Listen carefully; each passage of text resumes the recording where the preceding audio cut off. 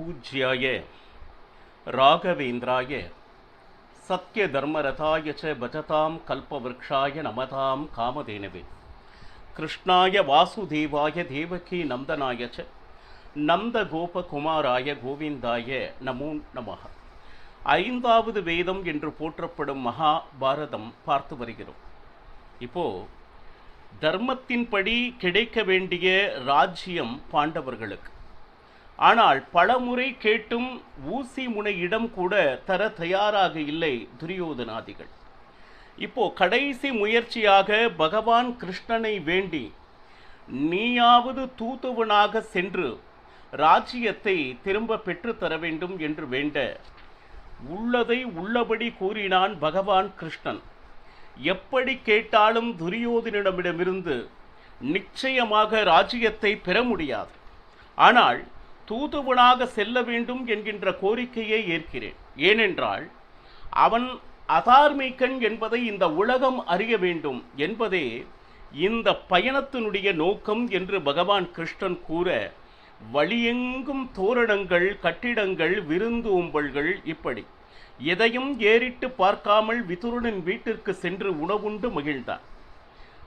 குந்தியை சந்தித்து அவளுடைய துக்கத்தை கேட்டு ஆறுதல் சொன்னான்.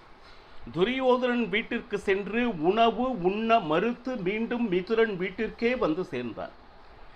சபைக்கு அடுத்த நாள் காலை சென்று திருதராஷ்டிரரிடம் தூதுவனாக வந்ததனுடைய எண்ணம் என்ன, ஏனென்றால் நம் குலம் எப்பேற்பட்டது, பாண்டவர்களும் சரி கௌரவர்களும் சரி நாளை நன்றாக இருக்க வேண்டும் என்றால் அவர்களுக்கு நியாயமாக சேர வேண்டிய அந்த ராஜ்யத்தை தருவதை தவிர வேறு எதுவும் வழி இல்லை. காரணம், இவை அனைத்தும் அவர்கள் 8 திக்கும் சென்று போரிட்டு வென்று அதை அத்தனை செல்வத்தையும் உன்னுடைய காலடியில் வழங்கியவர்கள் யாருன்னா பாண்டவர்கள்.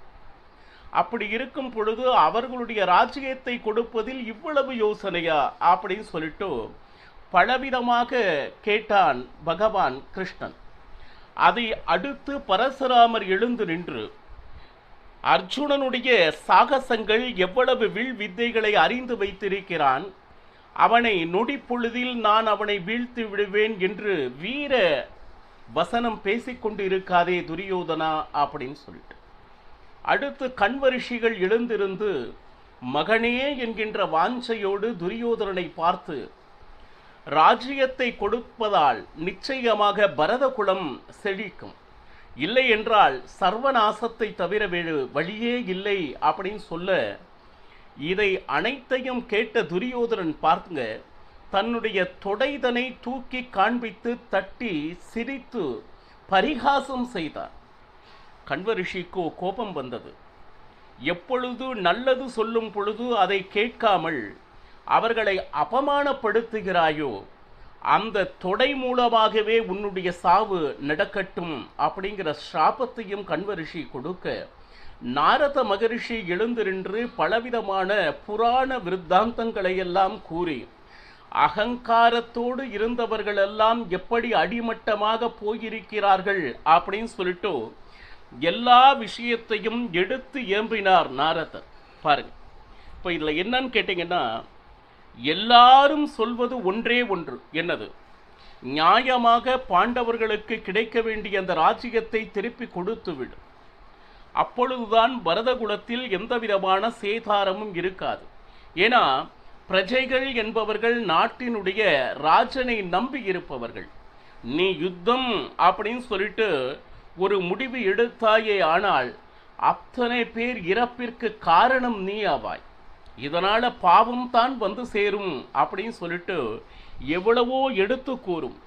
திருதராஷ்டிரன் கூறினா, கிருஷ்ணா நீ சொல்வது அத்தனையும் உண்மை, அதுல எந்த சந்தேகமும் இல்லை.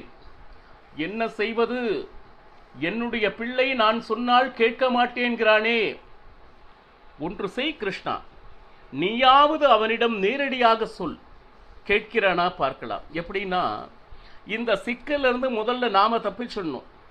ஏன்னா நான் சொன்னா அவன் கேட்க மாட்டான். அப்போ நீயே சொல்லிப்பார், கேட்டாச்சு, கேட்கலைன்னா எனக்கு ஒன்றும் தொந்தரவு இல்லையே அப்படின்னு சொல்லிட்டு அழகாக காய்தனை கிருஷ்ணன் பக்கம் திருப்பினான் திருதராஷ்டிரன். அதனால் என்ன, அதில் எந்த விதமான தயக்கமும் காட்டவில்லை. பாருங்க, அவன் சொல்றான் துரியோதனன் கிட்டே பகவான் கிருஷ்ணன், சரி துரியோதனா, நீ இதுவரை என்ன நினைத்து கொண்டிருக்கிறாயோ, நான் மிகப்பெரிய பலவான், யுத்தத்தில் அவனை வீழ்த்தி விடுவேன், இப்படின்னு எவ்வளவோ கற்பனை கோட்டைகளை கட்டி கொண்டு இருக்கிறாய். பாரு, நீ நல்ல குலத்தில் வந்தவன். அது மட்டுமா அப்படின்னு கேட்டீங்கன்னா, நல்ல வித்தை, நல்ல ஆச்சாரம், இது எல்லாமே நிரம்பியவன் நீ. ஆனால் உன்னுடைய சேர்க்கை எப்படி இருக்கிறதுனா மிக மிக மிக கேவலமாக இருக்கிறது. ஏன் கேட்டீங்கன்னா, துராச்சாரிகளோடு சேர்ந்து கொண்டு இயற்கையாக உன்னிடம் இருக்கக்கூடிய அந்த புத்தியை இழந்து கொண்டு நான் நினைப்பது தான் சரி என்று பிடிவாத குணத்தோடு இருக்கிறாய் துரியோதனா. இது உனக்கு நல்லதல்ல.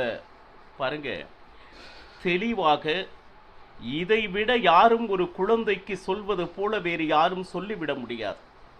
இது கேட்டிருப்பானே, ஆனால் நிச்சயமாக துரியோதனன் நல்லபடியாக வருவான். பெரியவர் பேச்சை கேட்கவே மாட்டேன் என்கின்ற வைராக்கியம் வைத்திருப்பவர்களை ஒன்றும் செய்ய முடியாது. பார், கெட்டவர்களோடு என்றும் சேராதே. இதனால் என்ன ஆகும்னா, ஏற்கனவே நம்ம மனதில் இருப்பதே 1, 2 நல்ல குணங்கள். இப்போ நம்ம சேர்க்கை மாறி வந்தால் அந்த குணமும் போய் தீய எண்ணமே நம் மனம் நிரம்பி இருக்கும். அது மட்டுமல்ல, பாருங்க, இது கெட்ட மார்க்கம். நீ இப்பொழுது எதை தேர்ந்தெடுத்து இருக்கிறாயோ அதை விட துர்மார்க்கம் இந்த உலகத்தில் எதுவுமே இல்லை. பாருங்க, பாண்டவர்கள் தர்மிஷ்டர்கள், இதனை நான் கூறவில்லை, இந்த உலகத்தில் இருக்கக்கூடிய அத்தனை ராஜர்களும் ஒப்புக்கொண்டு இருக்கிறார்கள். சரி, பாருங்க, தகப்பனுடைய பேச்சை குழந்தைகள் நிச்சயமாக கேட்டே தீர வேண்டும். கேட்டவர்கள் இதுவரை கெட்டு போனதாக சரித்திரம் இல்லை. உன்னுடைய தந்தை திருதராஷ்டிரன் எவ்வளவோ சமயத்தில் நல்ல விஷயங்களை உங்களுக்கு கூறுவதற்கு எத்தனிக்கும் போதெல்லாம் ஏதோ ஒரு காரணத்தினால் உன்னுடன் சேர்ந்த இந்த துராச்சாரிகளினால் அவரை மீறி பல அதர்மங்களை நீ அரங்கேற்றி இருக்கிறாய். பாருங்க, முதல்ல எப்பொழுது தந்தையினுடைய பேச்சை கேட்கவில்லையோ, பின்னாளில் நிச்சயமாக அதற்கு பதில் சொல்லியே தீர வேண்டும் துரியோதனா. உன் தந்தை விருப்பம் என்ன என்றால் பாண்டவர்களுக்கு உரிய ராஜ்யத்தை கொடுப்பது. இதனால் நம்ம பரத குலமே நன்றாக இருக்கும். நீயும் நல்லா இருப்பே, பாண்டவர்களும் நன்றாக இருப்பவர். அப்போ நல்லவர் பேச்சு கேட்கலைன்னா, நான் நல்ல விதமாக உனக்கு நீ நன்றாக இருக்க வேண்டும் என்கின்ற எண்ணத்தினால் நான் உனக்கு இந்த நல்ல விஷயங்களை சொல்லிக் கொண்டு இருக்கிறேன். சரி, ஆனால் இதையெல்லாம் கேட்காது கெட்டவர்கள் எந்த வழியை காண்பிக்கிறார்களோ அது வழிதான் நான் நடப்பேன் அப்படின்னா நீ துக்கத்தை தவிர வேறு எதையும் சந்திக்க முடியாது. உன்னுடைய குல நாசம் என்பது உன்னுடைய கண்முன்னே நிச்சயமாக நடைபெறும். ஏன்னா உன்னுடைய கதை பாருங்க, நீ சாமானியம் அல்ல, அத்தியந்த வீரன். ஏன் கேட்டீங்கன்னா, நார்மலா என்னன்னா, பலிஷ்டராக இருந்தால் அவர்களை என்றுமே யாருமே பகைத்து கொள்ள மாட்டார்கள். பார்க்க போனா சாக்ஷாத் தேவதைகளே பாண்டவர்களாக உன்னுடைய சகோதரர்களாக வந்துள்ளார்கள். அப்போ அவர்களை அரவணைக்கும் பொழுது உனக்கு பலம் தானே தவிர பலவீனம் என்றுமே ஆகாது. கொஞ்சம் நினைச்சு பாருங்க. அந்த மாதிரி வீரர்களிடம் யாராவது புத்தி உள்ளவர்கள் துவேஷம் செய்வார்களா, விரோதம் காண்பிப்பார்களா? ஏன் கேட்டீங்கன்னா, யாரை நம்ப கூடாது, அவரை முழுவதுமாக நம்பிக்கொண்டு இருக்கிறாய். சரி, ஏன்னா அவர்கள் யாவரும் பெரியவர்கள் எந்த ஒரு நல்லது சொன்னாலும் கேட்கும் நிலையில் இல்லை, அதற்கு விலை கொடுப்பவர்கள் இல்லை. ஒருவேளை பாருங்க, புத்தி இருக்கக்கூடிய மகா பலசாலியான அந்த பாண்டவர்களுக்கு சரி, நீ ஒருவேளை அந்த ராஜ்யத்தை திருப்பி தந்தாயே, ஆனால் உன்னுடைய குடும்பத்தை சேர்ந்தவர்கள் அத்தனை பேரும், பீஷ்மர், துரோணர், கிருபாச்சாரியார் அத்தனை பேரும் உன்னுடைய செயலை வெகுவாக பாராட்டுவார்கள். எப்பவுமே நம் செயல் சான்றோர்கள் பாராட்டும்படி இருக்க வேண்டும். பாருங்க, இதுவரையிலும் பாண்டவர்களுக்கு எவ்வளவு கெடுதல் நீ செய்திருப்பாய், நினைத்துப்பார். அவர்கள் வாழக்கூடாது, இறந்துவிட வேண்டும் என்று எத்தனை முயற்சிகள் நீ செய்தும் எது ஒன்றிலும் உன்னால் வெற்றி பெற முடியவில்லை.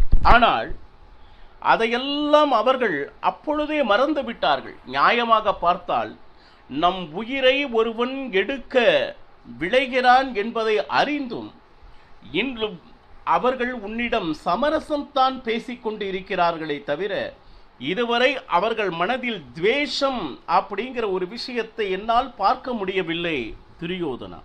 சரி, காரணம் என்ன அப்படின்னா, தர்மாத்மர் வாழ்க்கையிலே தர்மம் ஒன்றையே தன்னுடைய வாழ்க்கையில மிகப்பெரிய ஒரு விஷயம் என்று என்பதை கடைபிடித்து வாழ்பவர்கள் பாண்டவர்கள். சரி, பாருங்க, சுகம் நிச்சயமாக வாழ்க்கைக்கு வேணும், அதுல ஒன்றும் சந்தேகமே இல்லை. ஆனா அதை வேணும் அப்படின்னு சொல்லிட்டு வேண்டுபவர்கள் நம்மளுடைய வாழ்க்கைக்கு தேவையான அளவிற்கு பணம் வேண்டும், அதுல சந்தேகமே இல்லை. ஆனா அந்த பணம் உபயோகப்படுத்துவதாக இருக்க வேண்டும். உங்களிடம் 10 கோடி ரூபாய் இருக்குன்னு வச்சுக்கோங்க, ஆனா நட்ட நடு காட்டில் இருக்கிறீர்கள். எந்த ஒரு விஷயத்திற்கும் உங்களால் அந்த காட்டை விட்டு வெளிவர முடியாது. அந்த 10 கோடி வைத்துக்கொண்டு நீங்கள் செய்வது என்ன? ரூபாய் இருக்குமே தவிர அதனால் எந்த விதமான பிரயோஜனமும் இல்லை, இல்லையா? பணம் ஒருவரிடம் இருப்பது முக்கியமில்லை, அது எந்த மார்க்கத்திலிருந்து வந்திருக்கிறது என்பது மிக மிக முக்கியம். ஏன்னா தர்ம மார்க்கத்தின் மூலமாக வந்த செல்வமே உனக்கு அந்த நிலையான சுகத்தை கொடுக்கும். ஒரு மனிதனுக்கு எது இருக்கிறதோ இல்லையோ, மற்றும் 4 புருஷார்த்தங்கள் அப்படின்னு சொல்லியிருக்காங்க. தர்ம, அர்த்த, காம, மோக்ஷ. இது 4 விதமான புருஷார்த்தங்கள். கடைசி பட்சமாக தர்மம், அர்த்தம், இந்த 2 விஷயங்களையாவது ஒரு மனிதன் வாழ்க்கையில் கடைபிடிக்க வேண்டும். அதர்ம மார்க்கம் என்பது நிச்சயமாக நல்லதல்ல துரியோதனா. ஏன்னா தர்மம், ஒருவேளை தர்மப்படி நீ வாழ்ந்து வந்தாள், அதுக்கு அடுத்த அர்த்தம் என்கின்ற செல்வம் எப்படியும் உன்னை தேடி வரும், அதில் எந்த விதமான சந்தேகமும் இல்லை. பாருங்க, ஆனா துஷ்டராகத்தான் நான் வாழ்வேன் என்பவருக்கு தர்மத்தின் விலை தெரியாது, தர்மத்தின்படி வாழ வேண்டும் என்கின்ற அவசியமும் இல்லை. பாருங்க, துராசை, துவேஷம், இந்த 2ம் பகைவர்களிடம், துஷ்டர்களிடம் மட்டுமே இருக்கக்கூடிய குணங்கள். முதலில் தர்மமே செய்ய வேண்டும்.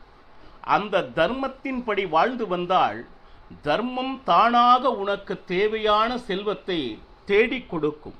பாருங்க, தர்மத்தின்படி வாழ்ந்தால் மட்டுமே அவனுடைய ஸ்ரேயஸ், அதாவது புகழானது இந்த உலகை எட்டும். தர்மத்தை மீறியவனுடைய செயல்கள் இந்த உலகத்தில் மிக கொடுமையாக விமர்சிக்கப்படும். வாழ்ந்த வாழ்க்கைக்கு ஒரு அர்த்தம் வேண்டும் என்றால் தர்மத்தின்படி நீ வாழ்ந்திருக்க வேண்டுமே தவிர, உன் கையில் பணம் இருக்கிறது என்பதனால் அதர்ம மார்க்கத்தில் நீ செய்யும் ஒவ்வொரு தவறான செயலுக்கும் நீ நிச்சயமாக விலை தந்தே தீர வேண்டும். அதனால இத்தனை ஞானிகளும் இத்தனை பெரியவர்களும் உனக்கு சொல்லக்கூடிய விஷயம் ஒன்றே ஒன்று துரியோதனா. அவர்களுக்கு சேர வேண்டிய அந்த ராஜ்யத்தை நீ கொடுத்து விடு. இதனால் நம்மளுடைய வம்சம் பரத குலம் நல்லபடியாக வாழும். இன்னும் சொல்ல போனா பாண்டவர்களிடம் இருக்கக்கூடிய தர்மமும் அர்த்தமும் இவை அனைத்தும் உன்னுடைய குலத்திற்கு வந்து சேரும். இவ்வளவு பெரிய பலம் உடைய சகோதரர்களை நீ பெறுவர். இப்பொழுது 100 பேராக இருக்கக்கூடியவர்கள் 105 பேராக உன்னுடைய அஸ்தினாபுரத்திற்கு பலம் சேர்ப்பார்கள். தவிர நிச்சயமாக இது உனக்கு இழுக்க ஆகாது அப்படின்னு சொல்லிட்டு ஒரு குழந்தைக்கு சொல்வது போல பகவான் கிருஷ்ணன் துரியோதனனுக்கு தர்மத்தை கூறினான். இதையெல்லாம் கேட்டானா என்பதனை நாளையும் பருகலாம். சர்வம் ஸ்ரீ கிருஷ்ணார்ப்பணமஸ்து. ஹரே ஸ்ரீனிவாசா.